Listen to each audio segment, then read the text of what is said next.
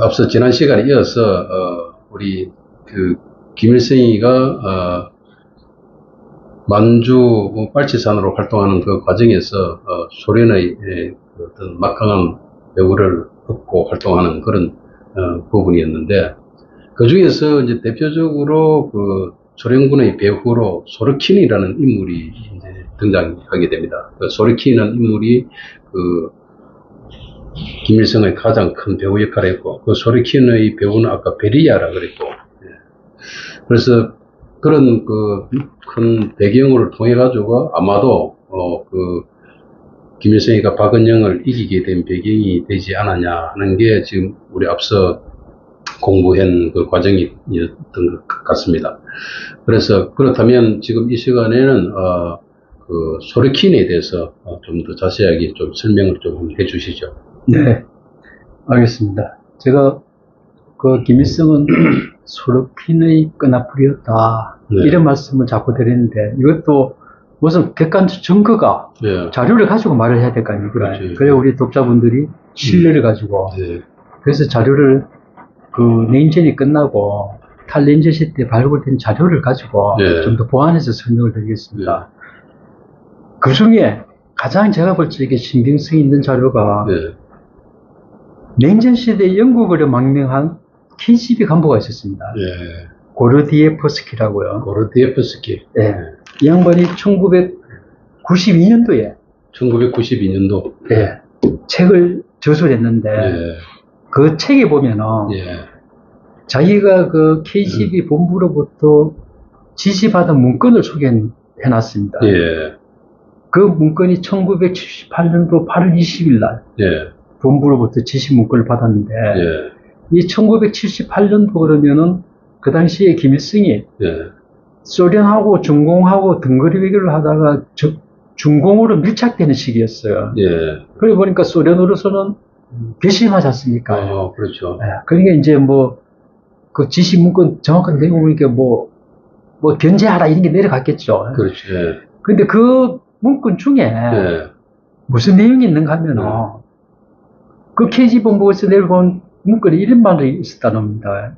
김일성은 해방 직전에 러시아에서 붉은 군대의 중위이자 NKVD의 에이전트였다. 중위이면서 붉은 군대의 중위이면서 내무인민위원회의 에이전트였다. NKVD라 그러면 KGB의 전신 에이전트로 일했다. 그러면 바로 말하자면은 에이전트가 이제 번역을 하면 끈앞풀, 협조자, 밀접 이런 식으로 되는 거죠. 앞자리, 이런 정보원, 정보원 이런 게 되는 거죠. 그래서 그게 우리 김충성 박사의 이제 고르디에프스키 그 원문을 소개해놨던데 좀 읽어드리면, Kim had been serving in Russia as both a lieutenant in the Red Army and an agent of the NKVD. 그리고 갈로하고 the predecessor of KGB. predecessor of KGB. KGB 전신인 NKVD의 에이전트였다. 이게 아주 신뢰성 있는 하나의 자료인데, 그 자료 이외에 그 88 정찰여단에서 김일성과 같이 생활하면서 사람들 중에 나중에 북한군의 간부가 됐던 사람들도 일부 그 여정이라는 나중에 연한파로 몰렸다가 중국으로 도피했던 이 여정한테 남긴 말이 있습니다. 그 여정이 쓴 붉게 문던 대동강에 그게 소개되어 있는데, 그걸 몇 카드 소개를 드리면 김경석이라고 하는 인물은 그 88여단 출신인데 해방 후에 북한 제1집단군 군사위원, 정치장교를 지냈고, 그리고 마구섭은 북한군 군단장을 지낸 88여단 출신인데, 군단장. 그 김경석은 하는 말이 소르킨하고 김일성하고 아주 특별히 친한 거를 88여단 생활 때 알고 있었다. 그리고 해방 직후에 그 극동소련군 정찰부대가 조선공작당 하는 그 단체를 하나 일시적으로 만들었었는데, 그 단장도 소르킨이 임명을 했었다. 이런 점을 남기고, 그리고 마구서가 뭐라고 말을 했는가 하면, 자기들이 볼 적에 거기에 88여단 사람들이 소련군에 편입이 됐지만, 예. 모두 충성을 한 건 아니었다. 트러블이 많았다. 트러블이 많았다. 예, 왜냐하면 자기들을 무시하고 이러니까. 특히 그 중국인은 373명이나 되고. 373명. 예, 러시아가 462명에 비해서. 러시아가 462명. 예, 수도 비슷했죠. 그러니까 이제 갈등이 많았는데, 김일성은 그런 적이 한 번도 없더라. 그래서 특히 소련 사람한테 잘하니까 소르킨이 관심을 가지고 매일 만나더라. 이런 정을 남겼습니다. 그래서 이런 정언은 뭐였습니까? 그게 곧 정보 시간에 말한 극동 소련군 전체 소르킨의 직속부와 최원, 조선의 출신도 그 NKVD의 원동 책임자가 소르킨이었다. 그리고 소르킨이 아낀 사람이 김일성이었다. 그럼 그 김일성이 소르킨의 적자, 그 말하자면은 끈아풀이 없다. 이걸 입증하는 게 되죠. 그래가지고 여정도 그 뭐라 그러는가 하면은 중국말을 했다. 소르킨이. 소르킨이 중국말을 소르킨이 중국말까지. 그래서 이제 소르킨은 그 여정말로는 김일성이가 88년 내에 좀 불만 요인 이런 걸 소르킨한테 다 갖다 바쳤다. 그래서 정보원이 됐다. 그래서 이제 그 저쪽에 소르킨은 동북한민연군의 내막을 상세히 알게 됐다. 이런 정보를 남겨와서 그 당시에 김일성의 김일성이 소르킨의 끈아풀이었다 하는 것은 상당히 신빙성 있는 정언인데. 그럼 김일성이가 그 당시에 이제 그런 나름대로 중위 같으면 나름대로 그 간부 역할인데 그 역할을 하면서 그 배후에 소르킨이라는 큰 배우 인물이 있었고 또 소르킨의 또 뒤에 또 후원자는 베리아. 그러니까 뭐 소련도 땅덩어리가 크잖아요.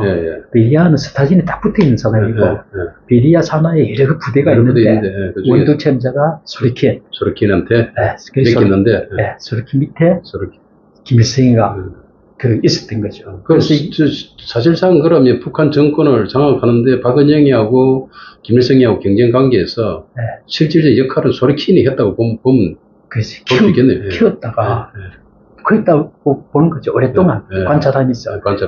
그 김일성으로 봐서는 덕을 많이 본 거죠. 그렇죠. 소르킨한테 그걸 잘 해가지고. 그 이제 그 고르디에프스키가 영어로 루테넌트라고 그 김일성이 개국을 했는데 이게 뭐 우리나라가 번역하면서 대위라고 번역하기도 하고. 중위라고. 중위인데 대위라고 번역해요. 영어의 계급 표시가. 그렇죠. 미국 육군하고 해군하고 또 다 지게 다 다릅니다. 다르죠. 그래서 그 소련군 대위 출신. 이렇게 같은 값이면 대위로 그렇게 말의 번역도 되고 있어요. 그다음에 그 뒤 뭐 소령이랑까지 또 나중에는 소령으로까지 또 이렇게 뭐 이야기하는 부분도 또. 소련 이름인데 제가 기억이 났는데 소련으로 또 아니 소령. 소령은 그게 이제 그 저희가 이제 우리 김창호 박사님하고 지금 이야기를 쭉 해오는 게 해방 처음에 우리가 시작할 적에 해방 후에 소련 정보기관이 북한에 들어오고 그때 이제 발라사노프가 KGB 평양 지부장 이런 이야기를 쭉 하면서 김일성을 이야기했잖아요. 근데 김일성을 갖다가 일약 북한의 지도자로 급부상시키는 한국 사람이 있었습니다. 그 한국 사람이 한재덕이라고. 한재덕. 1959년대에 남한으로 기수되었기 때문에 그것도 알 수가 있는 거예요. 그래서 김일성을 고발한다 하는 책을 썼거든요. 그래서 김일성이가 북한에 돌아가지고 그 띄우는데 그 기자 출신이거든요. 그거는 별도로 말씀을 드리겠습니다. 그것도 우리가 알아야 돼요. 그것도 알아야 돼요. 그래서 거기 계급은 바로 김일성 장군으로.